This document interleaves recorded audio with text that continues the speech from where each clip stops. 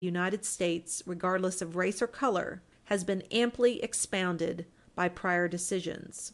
The amendment nullifies sophisticated as well as simple-minded modes of discrimination. It hits onerous procedural requirements which effectively handicap exercise of the franchise by the colored race, although the abstract right to vote may remain unrestricted as to race. When in Guin v. United States, the Oklahoma grandfather clause was found violative of the 15th Amendment. Oklahoma was confronted with the serious task of devising a new registration system consonant with her own political ideas, but also consistent with the federal Constitution.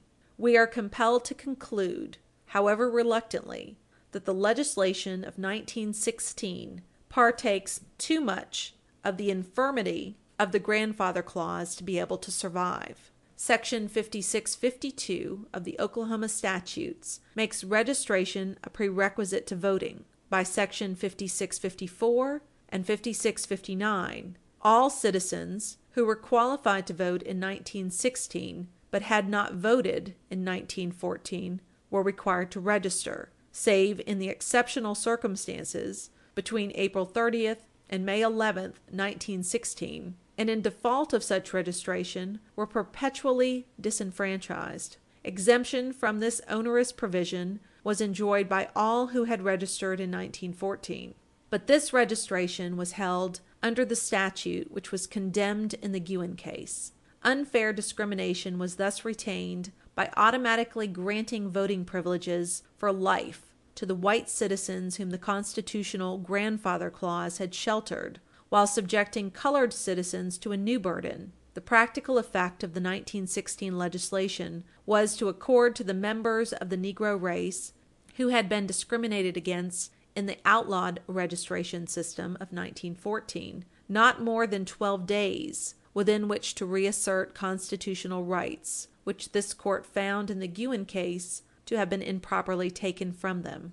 We believe that the opportunity thus given Negro voters to free themselves from the effects of discrimination to which they should never have been subjected was too cabined and confined. The restrictions imposed must be judged with reference to those for whom they were designed.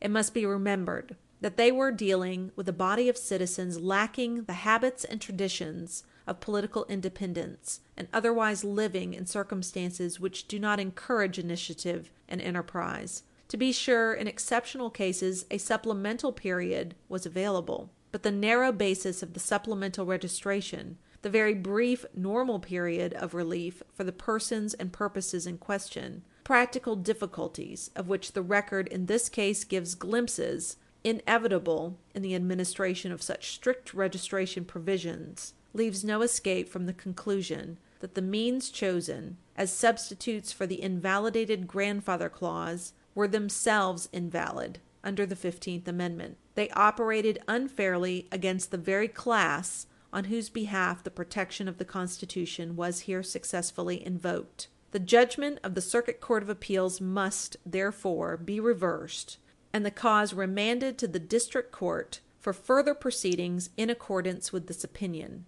Reversed and remanded. End of Lane v. Wilson, an opinion of the United States Supreme Court.